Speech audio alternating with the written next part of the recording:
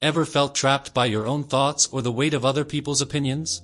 Like you're constantly caught in a loop of self-doubt, misunderstandings, and fear of judgment? Well, what if I told you there's a simple framework that could change everything? A set of agreements that, when followed, could completely reshape how you see yourself and the world around you. Sounds too good to be true? Stick around, because today we're diving into the 4 agreements by Don Miguel Ruiz, for life-changing principles that could unlock the peace and freedom you've been searching for. Trust me, it's not as complicated as it sounds. In a world that constantly bombards us with expectations, comparisons, and self-criticism, it's easy to feel like we're falling short. But what if the key to breaking free from that cycle lies in our own hands? These 4 agreements aren't just philosophical ideas, they're tools to help us navigate life with clarity and calm. From silencing that inner critic to freeing ourselves from the opinions of others, we'll explore how these simple truths can lead to a life full of peace, confidence, and, most importantly, freedom. Let's dive in. The first agreement: be impeccable with your word. Words are like spells, and no, I'm not about to go full Harry Potter on you, but hear me out. The things we say, both to ourselves and to others, have this almost magical ability to shape our reality. Think about it, every major life decision you've ever made probably started with a word, whether it was someone encouraging you, doubting you, or even something you said to yourself. That's why Don Miguel Ruiz makes "be impeccable with your word" the first agreement. It's not just about avoiding lies or being honest, it's about realizing that your words are like seeds. What you plant in your mind or someone else's can either grow into something beautiful or turn into a total weed jungle that takes over everything. Take negative self-talk, for instance. Oh, that stuff is toxic. Imagine waking up in the morning, looking in the mirror, and the first thing you say to yourself is, "Ugh, I look awful," or "Why can't I get my life together?" Seems harmless, right? But it's not. Those little jabs at yourself start to pile up, and before you know it, you're walking around with this cloud of self-doubt that affects how you interact with the world. It's like you're wearing these invisible glasses that make everything look worse than it really is. And it's not just about you. If you're constantly putting yourself down, that energy seeps into your relationships, your work, and even how you treat the people closest to you. I'll admit, I used to be that person, my own worst critic. There was a time when I couldn't get through a day without mentally beating myself up over the tiniest things. Missed a deadline? You're so irresponsible. Forgot someone's birthday? Wow, you're a terrible friend. It was exhausting, but here's the wild part, I didn't even realize I was doing it. It wasn't until a friend called me out, lovingly, of course, that I started to notice the pattern. She said, "You talk to yourself in a way you'd never talk to me, so why is it okay?" That hit hard. She was right. If I wouldn't dream of calling someone else lazy, stupid, or unworthy, why on earth was I saying it to myself? Breaking that habit wasn't easy, but it started with small changes. One of the most effective things I did was start catching myself in the act. Every time I had a negative thought about myself, I'd pause and reframe it. Instead of saying, "You're such a mess," I'd say, "You're doing your best, and that's enough." At first, it felt awkward, like trying to compliment a stranger on the street, but over time, it became second nature. And let me tell you, the difference was night and day. I started to feel lighter, more confident, and even more patient with other people because, surprise, when you're kind to yourself, it's way easier to be kind to everyone else. Another thing that helped was getting intentional about how I spoke to others. I realized that being impeccable with your word isn't just about avoiding gossip or being polite, it's about using your words to build people up rather than tear them down. So now, whenever I see something I admire in someone, I make it a point to tell them. If a coworker nailed a presentation, I'll say, "Hey, that was amazing." If a friend is struggling, I'll remind them of their strengths. It's incredible how something as simple as a genuine compliment can shift the energy in a room, or even make someone's entire day. And the best part? It's contagious. The more positivity you put out there, the more it seems to come back to you. If you're wondering how to start being impeccable with your word, here's a little hack. Pretend you're your own cheerleader. When you catch yourself thinking or saying something negative, ask yourself, is this something I'd want a close friend to believe about themselves? If the answer is no, ditch it. Replace it with something uplifting, even if it feels cheesy at first. And when it comes to others, practice speaking with intention. Before you say something, ask yourself, is this helpful? Is it kind? Does it reflect the kind of person I want to be? It might sound like a lot of work, but trust me, it gets easier the more you do it. At the end of the day, your words are one of the most powerful tools you have. They can hurt or heal, inspire or discourage, create or destroy. And the best part? You get to decide how you use them. The second agreement, don't take anything personally. Here's a truth bomb for you. Most of the things people say or do have nothing to do with you. I know, shocking, right? But think about it. When someone snaps at you for no apparent reason or criticizes something you did, it's almost always a reflection of their internal world. Maybe they had a terrible morning, spilled coffee on their shirt, got stuck in traffic, and you just happened to be in the wrong place at the wrong time. Or maybe they're dealing with insecurities, fears, or frustrations that you'll never know about. The point is, we tend to take things personally, as if the universe is conspiring against us, when in reality, most people are just trying to survive their own battles. I used to be the queen of taking things personally. If someone didn't text back right away, I'd assume I'd done something wrong. If I got a weird look from a stranger, I'd spend hours wondering if my outfit was off or if I had something stuck in my teeth. But the worst was when someone criticized me. Once, during a work meeting, a colleague casually mentioned that my presentation was a bit rushed. That one comment spiraled me into a pit of self-doubt. I replayed the presentation in my head 1,000 times, convincing myself I wasn't good enough, that everyone secretly thought I was a fraud. It wasn't until much later that I realized this colleague was notorious for nitpicking everyone's work. It wasn't about me, it was about them. Here's the thing, when you take things personally, you give other people way too much power over your emotions. You let their bad mood or careless words dictate how you feel about yourself. But here's where the magic of the second agreement comes in. When you stop taking things personally, you start to see the world differently. You realize that people's opinions are just that, opinions. They're shaped by their experiences, beliefs, and biases, not by some universal truth about who you are. And that realization? It's freeing. Practicing this agreement doesn't mean you stop caring about feedback or become indifferent to the people around you. It just means you learn to separate their reality from yours. One strategy that's helped me is asking myself, is this about me, or is it about them? 9 times out of 10, it's about them. If someone criticizes your work, maybe they're projecting their own fears of inadequacy. If someone lashes out, maybe they're dealing with stress or pain that has nothing to do with you. Once you understand this, it's much easier to let go of the emotional baggage that comes with taking things personally. Another game changer is practicing self-validation. Instead of seeking approval from others or letting their words define you, focus on building your own sense of self-worth. For example, if someone criticizes something you've done, take a step back and ask yourself if there's any truth to it. If there is, great, you've got something to learn and grow from. If there isn't, let it go. Either way, your value doesn't hinge on what someone else thinks. Here's a fun way to think about it. Imagine everyone is walking around with a pair of sunglasses, but each pair has a different tint. One person's glasses might make everything look rosy, while another's might make the world look dark and stormy. When they look at you, what they see isn't you, it's you through the filter of their glasses. Their compliments, criticisms, and judgments all come from their unique perspective, not some objective reality. And guess what? You've got your own pair of glasses, too.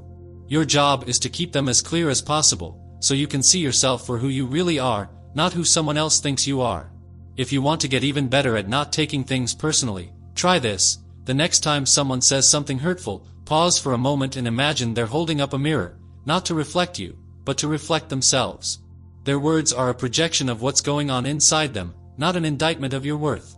When you look at it this way, it's a lot easier to respond with empathy or, if necessary, walk away without carrying their negativity with you. The second agreement is like an emotional shield. It doesn't stop people from being rude, critical, or unfair, but it does stop you from internalizing it. And honestly, that's where your power lies, not in controlling what others say or do, but in controlling how you let it affect you. The third agreement, don't make assumptions. Assumptions are like that sneaky friend who always stirs up drama but never takes responsibility for the chaos they create. They creep in unnoticed, plant seeds of doubt or frustration, and then boom, misunderstandings, hurt feelings, and conflict are everywhere. And the worst part? Most of the time, the assumptions we make are totally wrong. Think about it. How often do we jump to conclusions based on half the information? Maybe your friend didn't text back, so you assume they're mad at you. Or your coworker didn't say good morning, and suddenly you're convinced they hate your guts. In reality, your friend might just be busy, and your coworker might be dealing with their own stuff. But those little assumptions? They turn molehills into mountains faster than you can say, "What just happened?" I'll admit, I've fallen into this trap more times than I care to count. One time, I sent a message to a friend asking if they wanted to hang out, and they didn't respond for hours. Of course, my brain went into overdrive. Did I say something wrong? Are they mad at me? Did I forget their birthday last year? By the time they finally replied, I'd worked myself into a full-blown panic. And their response? "Sorry, my phone died." That's it. No hidden anger, no grudge, just a dead battery. All that stress and overthinking could have been avoided if I just waited or asked for clarity instead of assuming the worst. Assumptions don't just mess with our peace of mind, they can seriously damage relationships. Imagine you're at work, and your boss sends you an email that seems a little curt. Instead of clarifying, you assume they're unhappy with your performance. So, you start avoiding them, they notice, and suddenly there's tension that didn't need to exist. Or maybe in a romantic relationship, your partner comes home looking tired, and you assume they're upset with you. Instead of asking, "Hey, are you okay?" you withdraw, creating distance where there could have been support. See how quickly things can spiral? One of my favorite stories about breaking the assumption cycle happened with a coworker of mine. We were working on a project together, and I noticed they kept revising my work without telling me why. At first, I was offended. What, do they think I'm bad at my job? Are they trying to make me look incompetent? But instead of stewing in my own frustration, I decided to ask. Turns out, they'd received new instructions from our manager but assumed I'd already been informed. It was a simple miscommunication, but it could have led to weeks of unnecessary tension if I hadn't asked for clarity. That conversation not only resolved the issue but also made our working relationship stronger. So how do you avoid falling into the assumption trap? The answer is both simple and surprisingly hard: ask questions. It sounds obvious, but it takes effort to break the habit of jumping to conclusions. If you're unsure about something, say so. If someone's behavior confuses you, ask them about it. Clear communication is like a superpower. It cuts through misunderstandings and helps you see the truth instead of getting lost in your own head. One tool I've found helpful is to practice curiosity over judgment. Instead of thinking, "They're ignoring me," try thinking, "I wonder what's going on with them." It shifts your mindset and opens the door to a more constructive approach. Another tip? Practice repeating back what you've heard to confirm understanding. For example, if someone gives you vague instructions, say, "Just to make sure I understand, you'd like me to do X, Y, and Z, right?" It might feel a little awkward at first, but it saves so much time and confusion in the long run. Plus, it shows the other person that you're paying attention and care about getting things right. Letting go of assumptions isn't about being naive or ignoring red flags. It's about recognizing that most people aren't walking around trying to make your life harder. They're just dealing with their own stuff, often oblivious to how their actions might be perceived. By asking questions and seeking clarity, you not only save yourself a ton of unnecessary stress but also strengthen your relationships. And honestly, who wouldn't want a little more peace and understanding in their lives? The fourth agreement: always do your best. Doing your best sounds simple enough, right? Just give it your all, and you're good to go. But the truth is, most of us get this idea completely twisted. Somewhere along the way, doing your best gets mixed up with being perfect, and let's face it, perfection is the fastest ticket to burnout. The real magic of the fourth agreement isn't about being flawless, it's about effort. It's about showing up, doing what you can with the energy and resources you have that day, and letting that be enough. Your best isn't static. It changes depending on whether you're feeling like a superhero or a sloth in pajamas, and that's okay. Let me paint you a picture. There was this one week where I had a massive project due at work, my car broke down, and I caught a cold. Fun times, right? Normally, my best would have been pulling off an impressive presentation with dazzling slides and perfectly rehearsed points. But that week, my best was showing up, speaking from the heart, and hoping my voice didn't crack mid-sentence. Was it perfect? Nope. Was it enough? Absolutely. And the crazy thing? No one else even noticed the difference. They just saw that I cared and gave what I could, and that was what mattered. Doing your best doesn't mean pushing yourself to the brink every single day. Some days, your best might look like crushing it at the gym, acing a meeting, and cooking a homemade dinner. Other days, it might be rolling out of bed, brushing your teeth, and eating cereal straight from the box. Both are valid. The point is to honor where you're at and give what you've got without beating yourself up for not being a rock star 24/7. This mindset isn't about lowering your standards, it's about embracing reality. Because when you accept that your best varies, you stop feeling guilty for not being a machine. Speaking of guilt, isn't that the thing that sneaks up on us whenever we feel like we're not enough? We replay moments where we think we should have worked harder, been kinder, or done more. But guilt is just your brain's way of throwing unnecessary shade.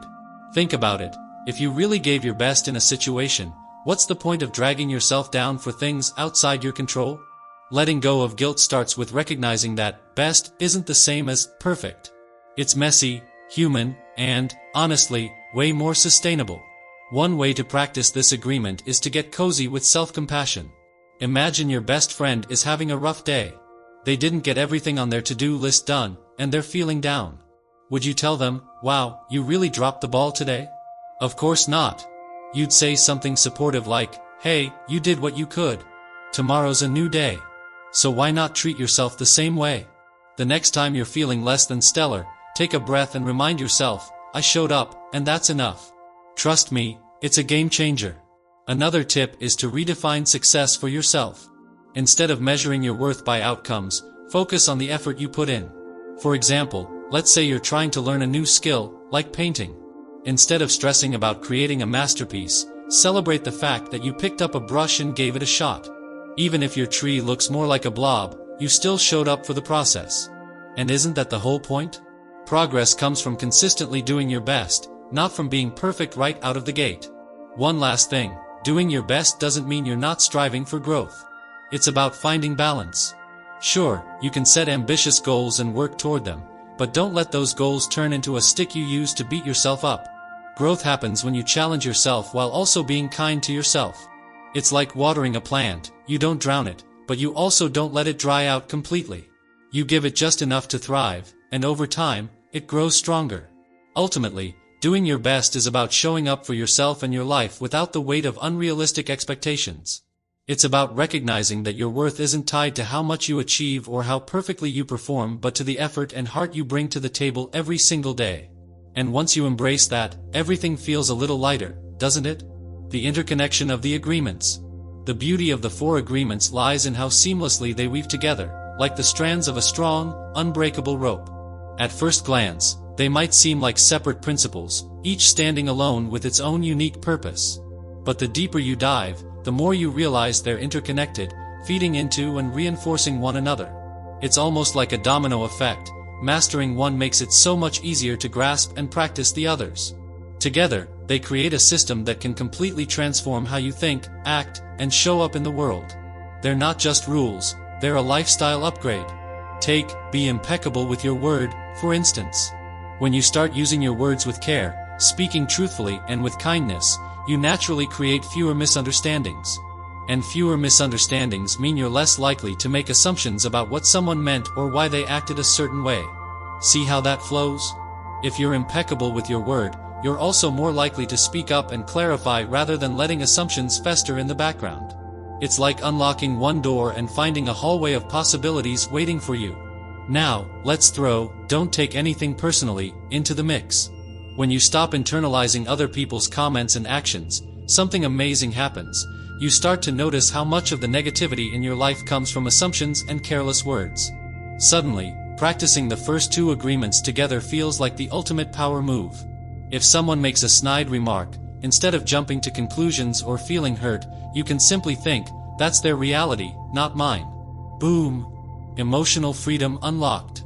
And by not taking things personally, you're also more mindful of your own words, making it easier to stick to the first agreement. But wait, there's more. When you actively practice, "don't make assumptions," you start to see just how much energy you've wasted creating imaginary scenarios in your head. You know the ones. Why didn't they text me back? Are they mad? Did I do something wrong? Spoiler alert, it's usually never as dramatic as we think. By learning to ask questions and seek clarity instead of assuming, you're not just avoiding unnecessary drama, you're also showing up as your best self, which ties perfectly into the fourth agreement. Clear communication and honest effort go hand in hand, don't they?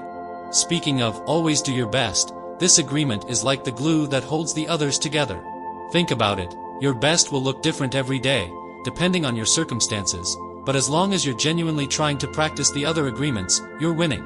Some days, your best might mean holding your tongue when you want to lash out. Other days, it might mean taking the time to clarify a situation instead of making a snap judgment. When you commit to doing your best, you're giving yourself the grace to grow into these practices without expecting overnight perfection. It's a gentle reminder that progress, not perfection, is the goal. The real magic happens when you start seeing how these agreements impact every area of your life. In relationships, they help you build trust and reduce unnecessary conflict. Imagine how much smoother things would be if everyone communicated clearly, didn't take things personally, and spoke with kindness. In the workplace, these principles can boost collaboration and morale. Instead of getting defensive over feedback, you could see it as an opportunity to grow. And on a personal level, the transformation is undeniable. You become more self-aware, resilient, and grounded. It's like upgrading your operating system to run on clarity and compassion instead of fear and ego. Here's the thing, the agreements aren't about being perfect or getting it right all the time. They're about creating a foundation for a better way of living. When you start practicing one, it naturally spills over into the others. It's like planting a seed and watching it grow into a tree with branches that reach every corner of your life. The more you nurture it, the stronger it becomes, and the easier it is to live in alignment with all four principles. And trust me, once you experience that shift, there's no going back. Challenges and real-life application. Let's be real for a second. Adopting the four agreements is not a walk in the park. If you think you can just snap your fingers and instantly become a master of impeccable words, not taking things personally, never assuming, and always doing your best, well, you might be in for a bit of a reality check. Breaking old habits is tough, and letting go of those well-worn patterns of thinking can feel like trying to get rid of a favorite, but very toxic, old sweatshirt that's way too comfy to throw away. So, if you're struggling to make these agreements stick, don't sweat it, you're not alone. Take me, for example. I remember when I first started trying to live by these agreements. Be impeccable with your word? Sure, that sounded great, but then I'd find myself gossiping, rolling my eyes, or saying something passive-aggressive before catching myself. It's like, no matter how much I tried to keep it positive, old habits just crept in like unwanted guests. And don't even get me started on, don't take anything personally. That one was a real kicker. Someone would say something mildly critical, and my brain would go into full meltdown mode. It was like I had a personal vendetta against my own peace of mind, and I'd spiral. I had to remind myself, every single time, that it wasn't about me. But let's be honest, that's not always easy to remember when someone's being a jerk. Then there was, don't make assumptions.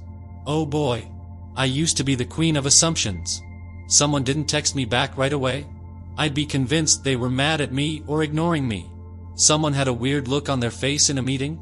Clearly, I had done something wrong. Turns out, most of the time, they were just busy, distracted, or dealing with their own stuff.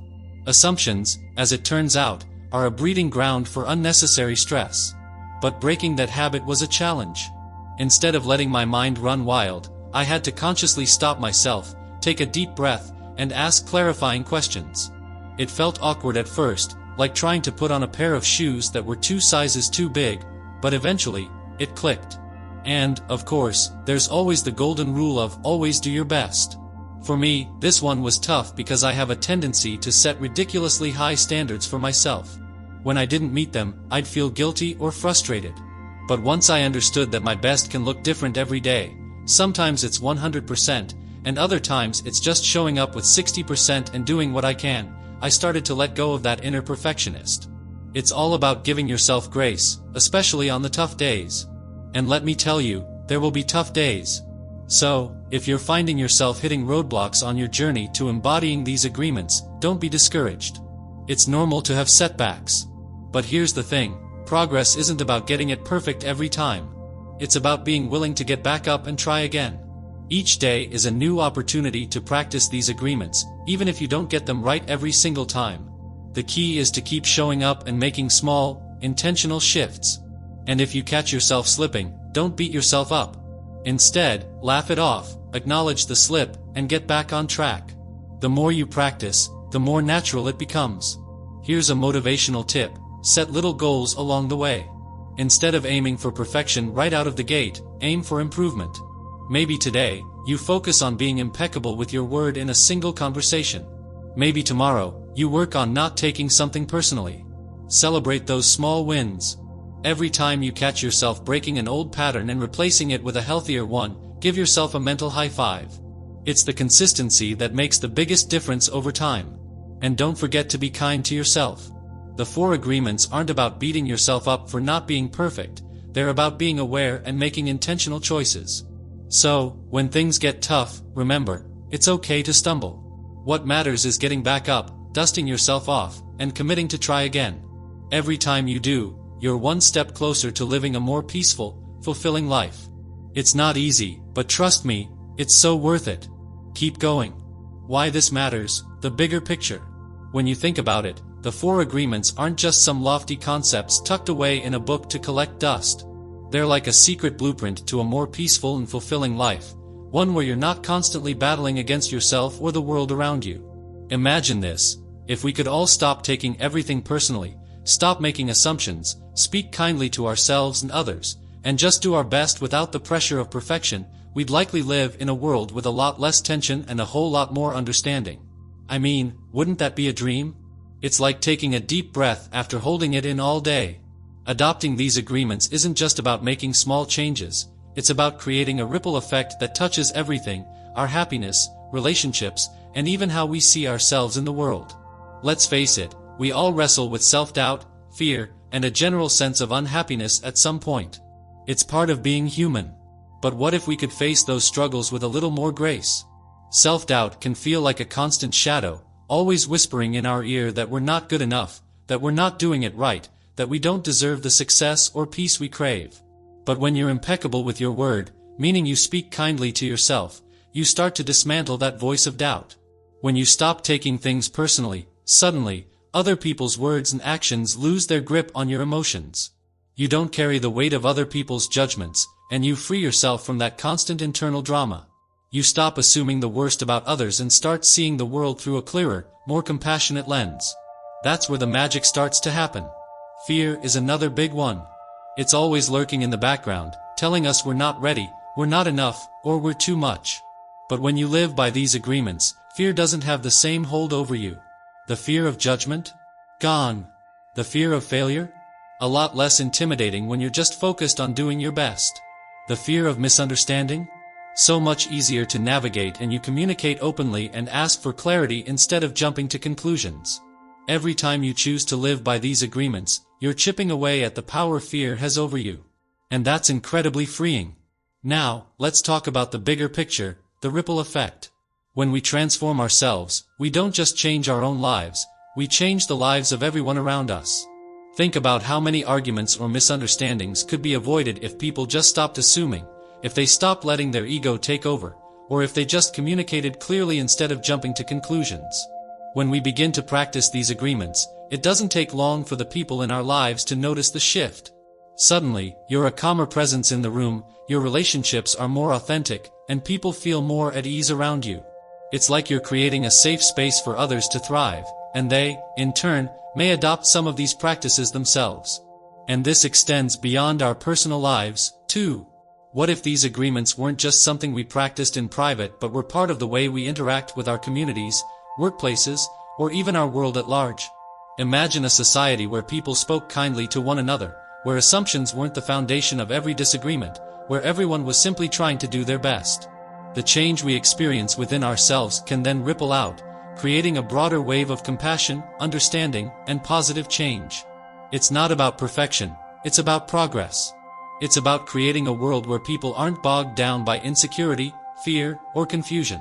A world where we can all thrive in our own unique ways, without the weight of outdated beliefs or societal pressures. So, yeah, adopting these 4 little agreements is kind of a big deal. Not just for you and me, but for the collective. When we free ourselves from the chains of self-criticism, judgment, and misunderstanding, we create space for connection, peace, and growth, both within ourselves and in the world around us.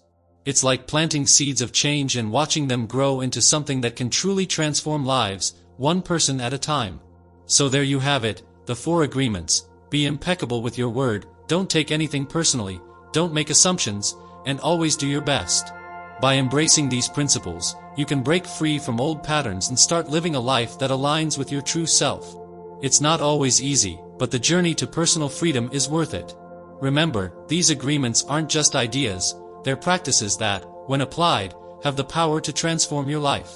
If you found this helpful, hit that subscribe button for more practical wisdom to level up your life. And don't forget to check out our next video, you won't want to miss it.